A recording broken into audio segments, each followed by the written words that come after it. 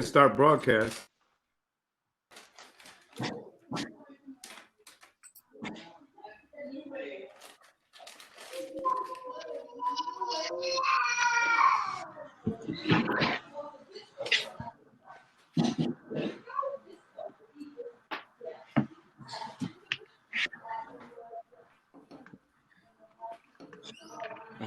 So we should be live right now. So trying to queue up. I'm having a little bit of technical difficulties here. No worries, no worries. I'll jump right in as you continue to. There he is. He figured it out. We got it.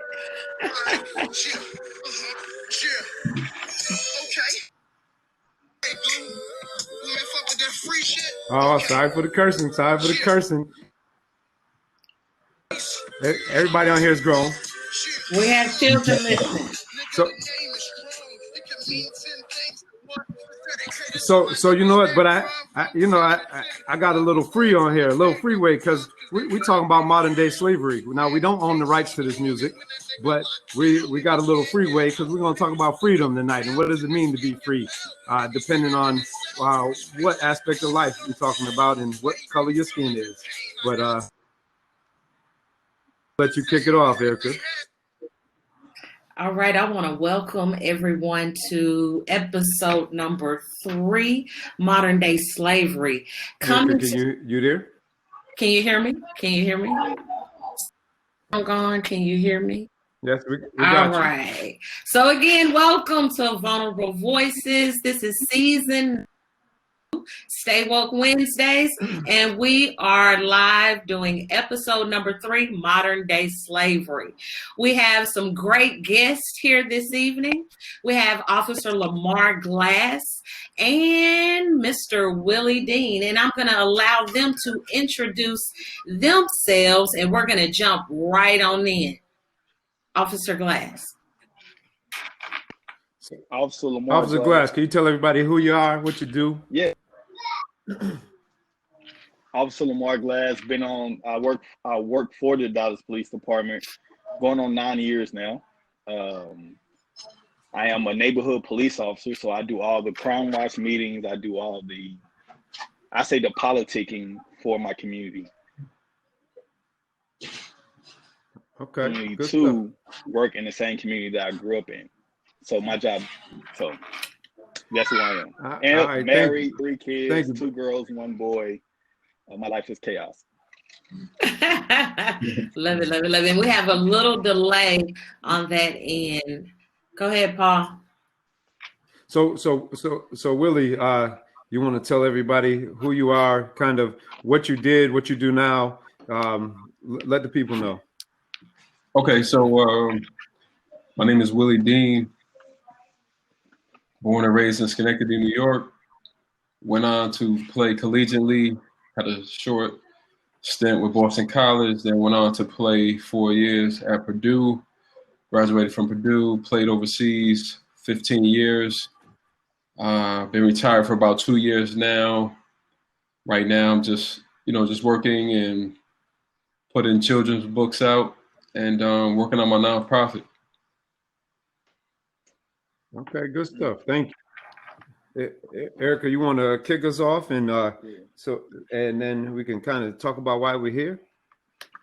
Absolutely. So I always start with an intro to just what's on my mind right now and what I'm thinking. And I'm just really excited to have this conversation today. We talked about slavery. You know, Paul, you and I, we spent some time putting these thoughts and ideas together. And we felt like this was really important to really understand the perspective from those that are truly in the game, right? We know where we have been. We're trying to figure out where we are going. And so we want to talk to some leaders that are living this day and day, have had some past experiences, and really help us to understand the metaphor between modern day slavery and the lives that a lot of our athletes and or officers are living today. Paul, I'm going to turn it back over to you. Now, brothers, the reason why we convene today, like we in church here, the reason why we convened is because we really wanted to get different perspectives. And so, what initiated the conversation between Eric and I believe I was listening to Big Sean, and Big Sean, there was a line that said, the owners of teams collect. Basically, it was something to the extent of that owners of teams make billions, and then the athletes make millions. So, but the athletes is basically making the money for the owners. So even though they're highly paid, are they modern day slaves? Are they slaves to the game? Are they slaves to the money? And we said, what? But it's so much bigger than just athletics. Is as far as you being an officer, Lamar, and we think about what that looks like. Being a Black officer in a city where I know there is a lot of turmoil that goes on in the city. I'm very familiar with the Next Generation Action Network, who likes to who has a big issue with the Dallas Police Department for a multitude of reasons. But as I'm saying this, I know that things go on, and you being a Black officer, we want to know what it looks like, what it feels like. Do you feel like you're a slave to the system? And we can go into the historical, but we're really talking about like, what does it look like now? And we're going to kick it off and just open it up to you guys. And, I'll even start with Willie over here. Willie. So I'm just, what do people want to know? So like when you were overseas, said nothing was off limits, but what did your top contract look like? So as a professional athlete overseas, what did that look like? Oh, I mean, I made a pretty monetarily. I'm. He don't want to tell us, y'all. He don't want to tell us that he's sitting on stacks. No, it's just. You said nothing was off limits. Right, I understand, yeah. But I mean, for me, it's not really important. And I'm not trying to ask. Right. Right, but I mean, and the reason why I'm asking you that is because you got paid well. And and people want to know. People want to know what the. So let's take the personal out of it. What does the average athlete over there make professionally? Not Willie Dean. But what is the average athlete? It ranges. It's a big range based on your body of work from college all the way up until your rookie and sophomore years of playing professionally and what you've accomplished in those years. So. I mean, it can range from $3,000 a month all the way up to $100,000 a month, and so there's opportunities for people to better themselves and create a lifestyle to where they're living comfortably. But like you said, in comparison, there is. The owners are making substantially more than the players, but there's things that the players can do to equalize that. One thing, the players can get together and create their own league. They have the financial ability to do so. So for them to complain about a situation that they're making a choice to play in, for me, it really doesn't make too much sense, because you have the power to go and create your own league and put whoever you would like to at the helm. Right. And, I know as all little boys growing up, and who appreciate sports, we all probably at some time dreamt about playing professional at the sport that we loved, whether it was basketball, football, baseball. And if we were into sports, that's something that we dreamed about. And, you lived that dream at a very high level. Now, Willie's being modest. This brother was the truth and had a long career over across seas. And just saying this, what was, and we're going to come over to you, Officer Glass, in a second too, but what was some of the experience like? Did you ever feel like you had to do exactly what they said you had to do and how you said to do it? Did you feel like because they paid you a pretty penny that you weren't able to do things the way you wanted to do it? Well, there's a lot of things that Well, first of all, I never did anything that I felt was where I was degrading myself. I have a set of morals and standards that I live by, and if I was ever in a situation where I had to choose between continuing to play as a professional basketball player and my morals, I'm gonna go with my morals and my standards and my principles. There was, I'll give you an example. Right. There was a situation Right. where I was playing in Lithuania, and the head of the Lithuanian league at the time said on national TV, and said also in his interview with the newspaper, that he was unhappy with certain teams bringing niggers over here. And once the team decided to not say anything and stick up for me and a couple of the other guys that were on the team, they didn't even make a statement to say that they didn't support what this individual was saying.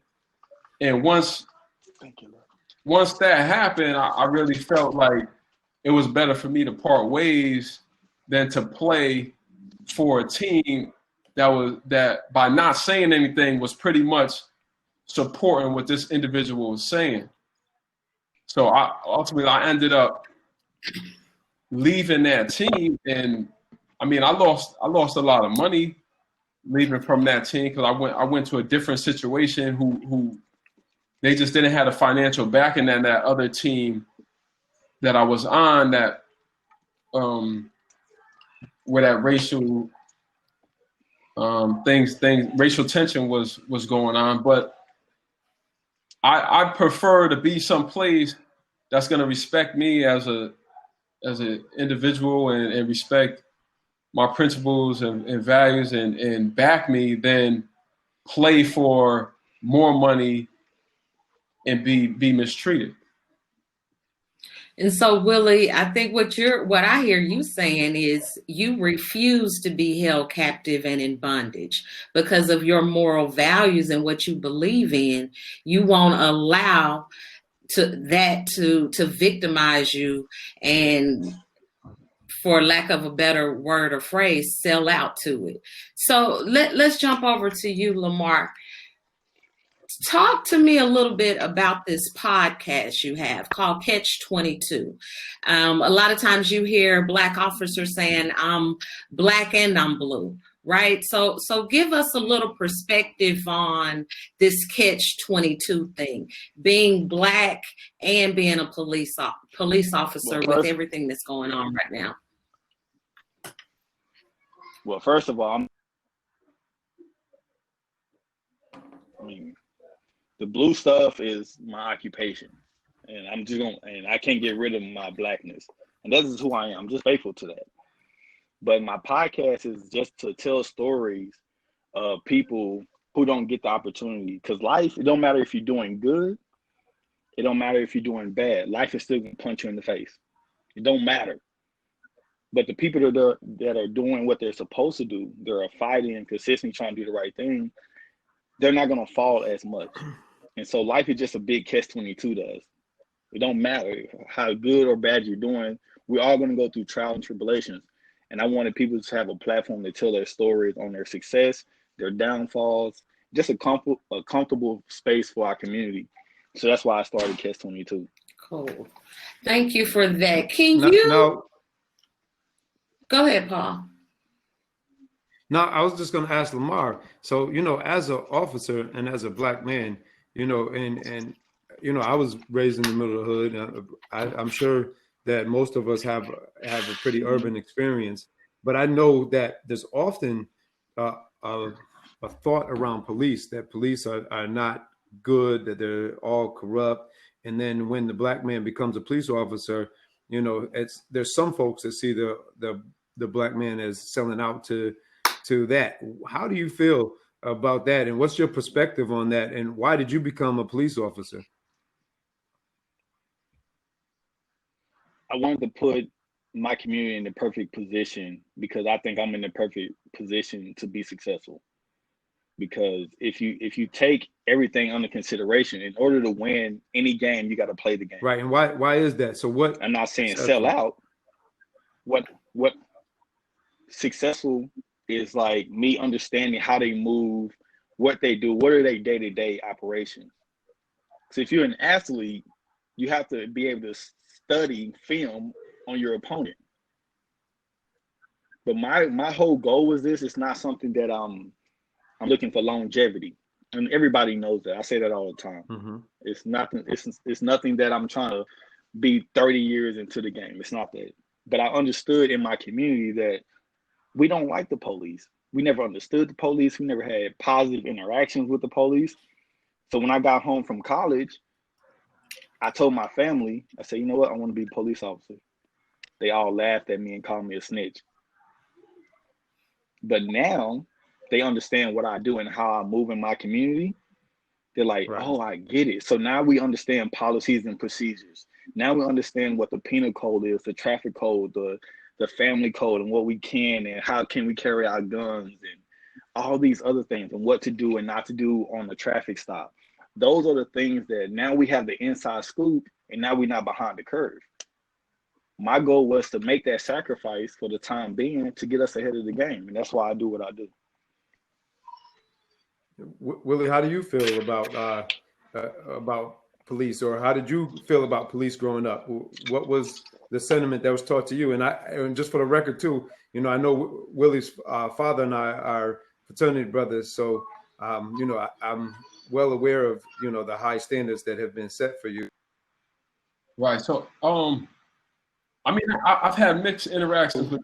What have you been taught growing up about police? I mean, just from early childhood, you know, my parents always just told me try to move the right way, and you know, never put yourself in a position to where what you're doing could be questioned. And so, but what to touch on what Lamar was saying, everybody complains about the police, like especially us as African Americans or people of color. They complain about the police and how they're handling certain situations, but not unlike Lamar, none of our people really want to be police officers. But if you don't want to be police officers, how can you invoke change in that system that's been broken for years? So, I mean, I commend Lamar on him stepping up to, you know, make an attempt to help change, you know, the system.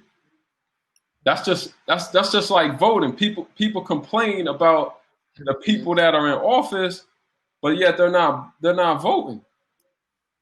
So not using your voice, right? How are you so is that the answer, Willie? Like, do we need more Black officers? Will that change this whole thing around? What's the answer? I mean, I don't have the answers, but if we do have more people who are familiar with the way their people have, you know, were growing up. So like if I became a police officer, I understand what these kids are going through in the inner cities. I understand the challenges that they're faced with coming from broken homes and you know, having family members on drugs and stuff like that.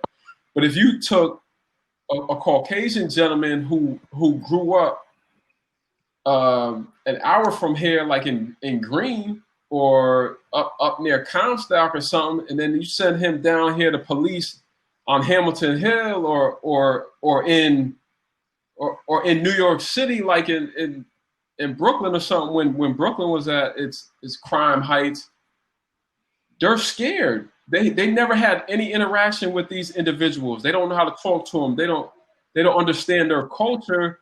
So it's difficult for them to feel safe in that environment, and it's wrong for, you know, the police to put them in that situation. Because when you're scared, he's gonna be quicker to pull the trigger, and a lot of his fear comes from lack of understanding, lack of interaction. People fear what they don't understand. Absolutely. There's an unknown there. There's an unknown, and all that gentleman knows is what he has heard from other interactions that maybe his friend had, or what he sees on TV, or from the news, or how society is portraying us. And a lot of the times, not all of those are things that are being broadcasted are the facts. So Lamar, same question. Do we need more Black cops? What's the answer? No.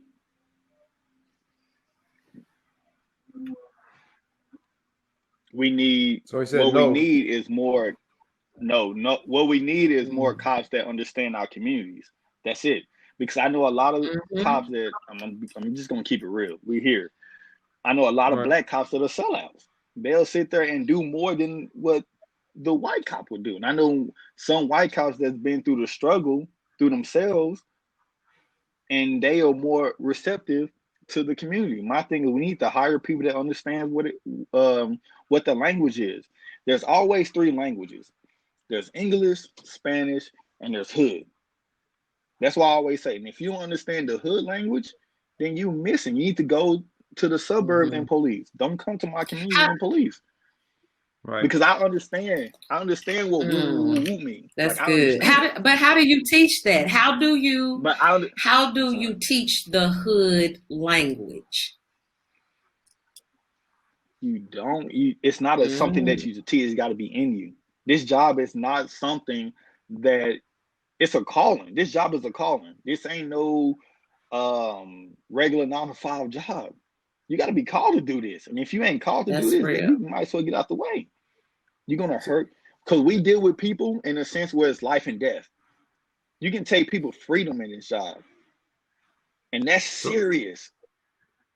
So I think we lost him. But with that being said, as taking people's freedom, and I think about it, and how do we become free in our minds? How do we become free as individuals so we can help others? Because yes, I truly believe the systems are set against us. I truly believe that there's institutional racism, that within this country, that is a beautiful country, which is better than any other country, but it's based on racist foundations. And that racism is systemic, and it's been it's in almost everything that we have to face, whether it's buying a house, whether it's going to school, whether it's the police department, and those items are there. In the fibers of our I believe country. that we could choose to fight against it or rock with it, right? So, but going to and putting it more in the terms of a question is, now how do you brothers believe, because you brothers are 2 very positive, strong, what I believe to be role models who have a mindset. Willie, yours is rooted in morals and values, and regardless of what you did or didn't accomplish athletically, you stayed to your morals and values. Lamar is saying he became an officer because he wants to give back. But I see so many people, even kids, from day to day that are rooted in these values, and their mindset is so twisted, and it's not free. So it's the same mindset that those slave masters want us to have, because they keep perpetuating that cycle. How do you brothers break the cycle? How did you break the cycle, and how do we help others break it?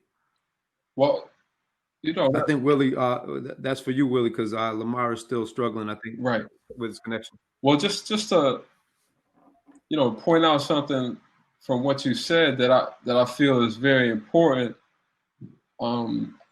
You came from a different era, a different generation. I came from a different era, generation from you, and then now these young kids are a result of a lot of different factors than what you and I went through.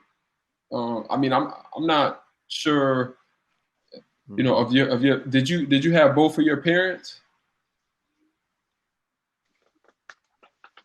Nah, I was Did raised you? in a single parent household. Stepfather, Right. when he wasn't around, addicted to drugs. I lived in the middle of the projects in the murder capital of New York State in Rochester, New York. So, See, but then I'm from deep in the that's middle of the hood.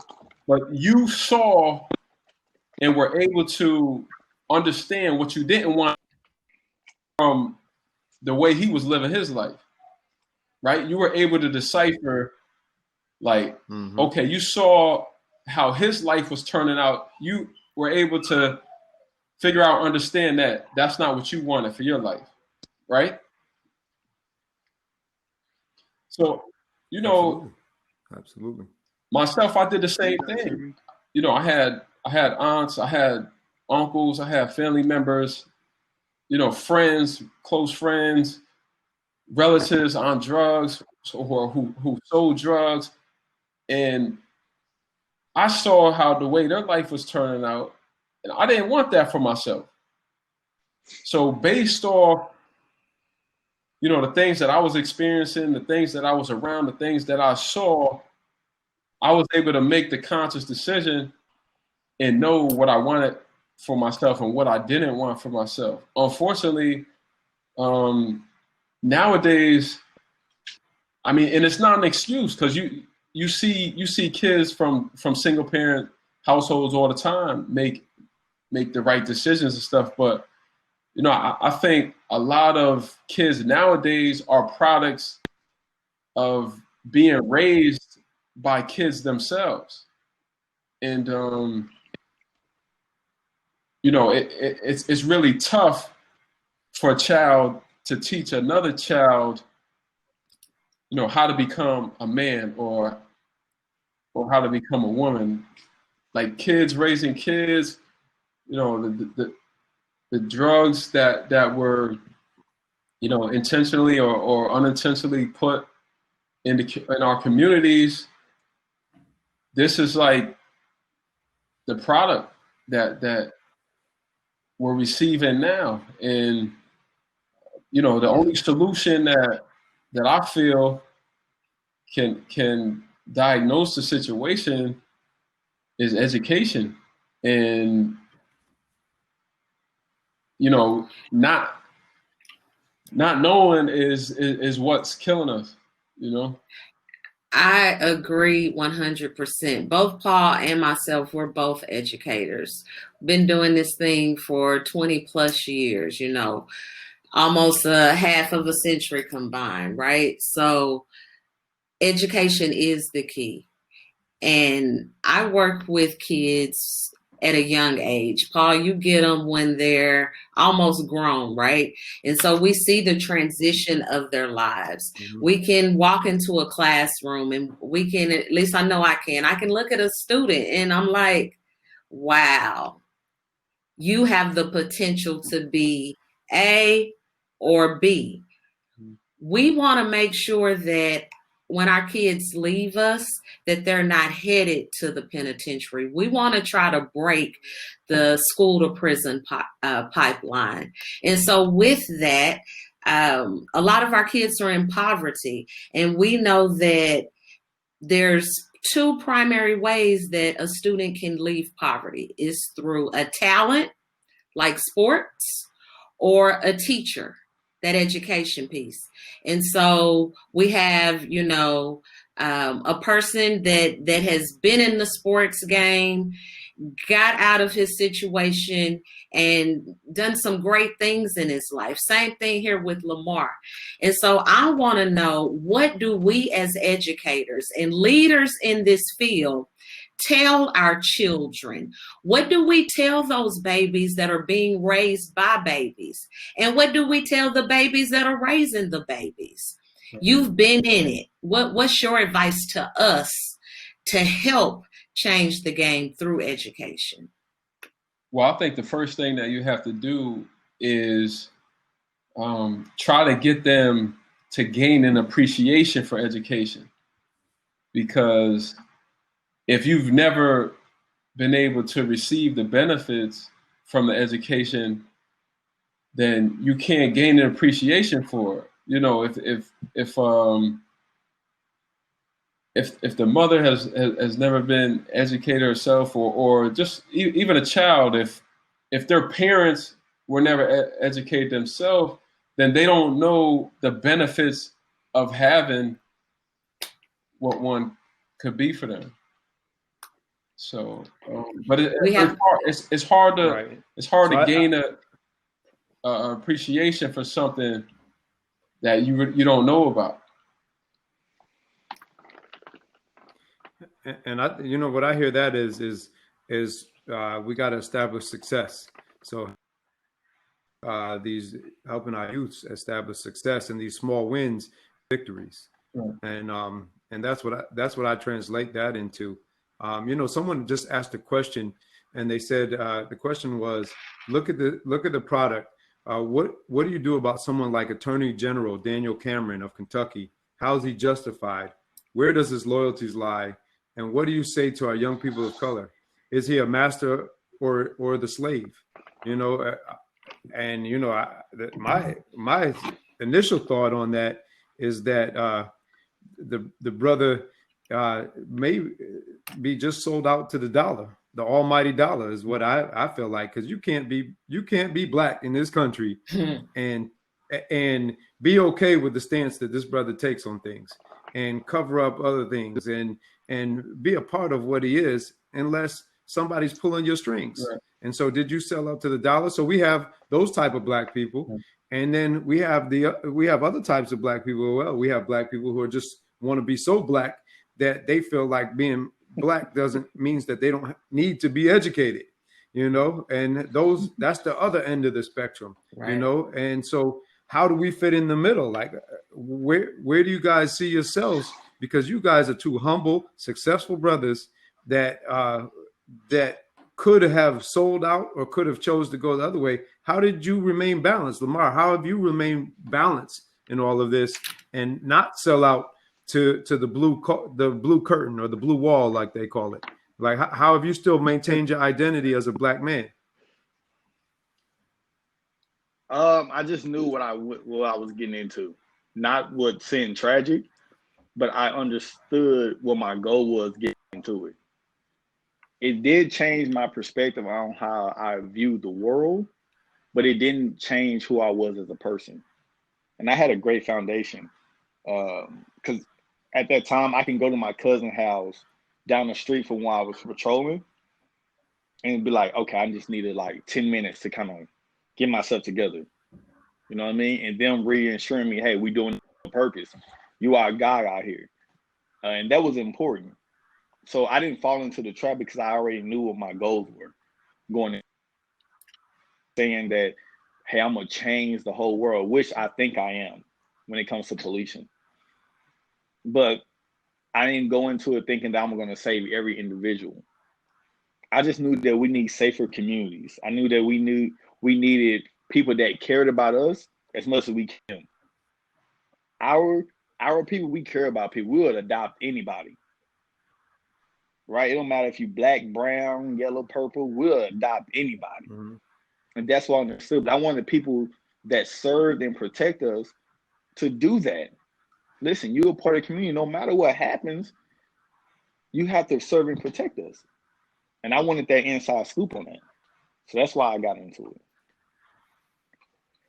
That's right. real. And Willie, no, go ahead, Erica. Go ahead. I'm sorry. Well, I just wanted to give Lamar a chance to respond to what should we as educators be telling our children as we see them grow through this education system?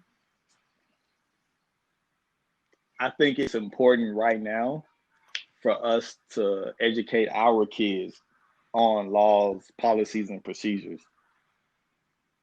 Because I think it's to kind of have a general idea, and then when I get to them, that general idea doesn't match what the law says. Because if I got a 15-year-old son, 16-year-old son that is starting to learn how to drive, and we're giving them what we call hood laws, that doesn't match to what the penal age, what we're teaching our kids now. It's like, you got to understand your rights, like your for real rights. Even if I got to put you all little penal code book in the car, I need to do that. so nobody won't ever have to play you. So as educators, I think we need to just get where you guys, not me, as to get to the point where we're educating them on the real reality about what's going on, and not the sugar-coated version of it. So Lamar, let's go there. We have some people that are listening who have never heard of the term hood laws. So give us a couple. What are some hood laws that we need to try to avoid and teach our children the real? Don't follow the hood law. If you're with if I detained you, that means you have the right to identify. You have to identify yourself. You have to identify yourself. People get into that.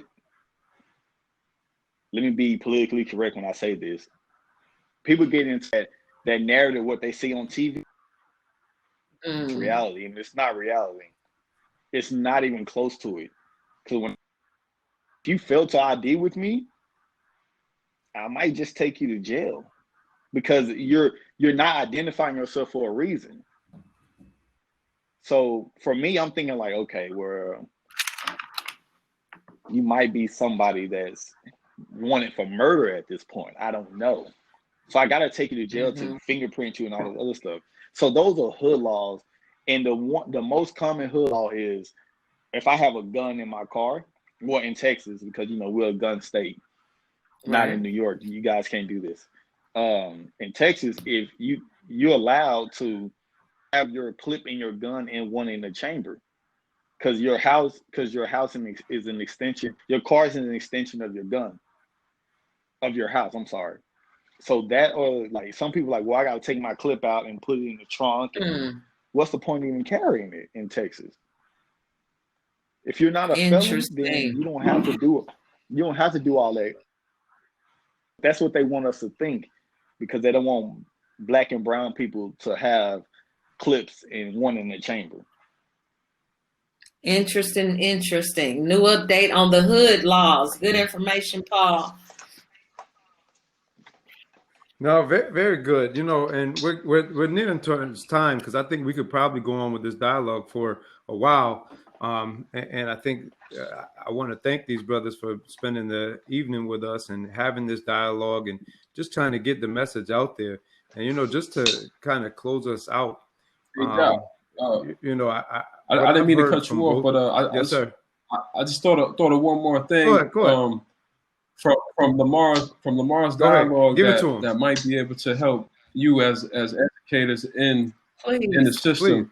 A lot of our young people lack direction and a reason to wake up in the morning, and the reason why is because they don't have any goals. And from their goals, or from the goals that you set, the things that you want to achieve in life, those are the reasons why you wake up in the morning. So a lot of these young kids nowadays, they don't have any goals. So they don't have a reason to wake up in the morning. A reason to wake up in the morning. Right. No, thank you. And goals are so important to set. And, I know that's something that we try to do with kids. I mean, we had a meeting with some kids today, and we asked them simple goal of just, what do you want to do in life? You got to start to have a plan, because if you don't have a plan, any road will take you there. You're like, you got to know where you're going and what you want to do. So goals are super important. And, I think just like wrapping this conversation up here, what I have gotten out of this talk is something similar to what I also believe is that slavery, that racism, that all the things that we face is real, but it's also a mindset where it doesn't have to be your reality. And so your reality, you could be free if you choose to be free. And freedom is a state of mind. So freedom is, I have these two brothers who have made the choice to do something different. They're not okay with being complacent. They're not okay with what's handed to them. They made a choice to do something different and to make a difference. And so we all have to make a choice to do something different, and we have to turn our excuses into our reasons. So that reason that you need, take that excuse and turn it into your reason. So we all could make excuses. We all could tell you stories about our backgrounds where they should be playing a violin and we shouldn't be where we're at right now. But we decided to turn those excuses into a reason, and that reason has propelled us to being able to be successful now helping others. And so, if anything, if you're taking anything away, it's about developing a mental toughness. It's about learning that life is a marathon and not a sprint, that is not giving up. It's looking for the next opportunity, and it's fighting for it. It's fighting for that opportunity and taking what you deserve and not allowing things to be handed to you that aren't acceptable. So we want to thank everybody for being our audience out there on Vulnerable Voices. Next week, I believe our topic is on the miseducation of the Black child. We're going to talk to a brother who he's got a powerful story. He's going to give us some information on where he was to where he's at now. And we're going to just talk about what education system looks like for our Black children right now. You brothers have been great. We did experience some technical difficulties tonight. So everybody, thank you for bearing with us. We want you to go to our YouTube on Vulnerable Voices and click it, subscribe. Check these brothers out. Lamar Glass, check Willie Dean out. Two powerful brothers who are doing the good and great things in the community. We want to thank them again. Erica, I thank you as always. See, Erica got her hair done. And she did cute tonight. So everybody, so make sure you subscribe just because she was cute tonight. So make sure you subscribe, and we appreciate everybody. We'll holler at you and see you next week, Wednesday at 7:30. 6:30 Central Time. Peace.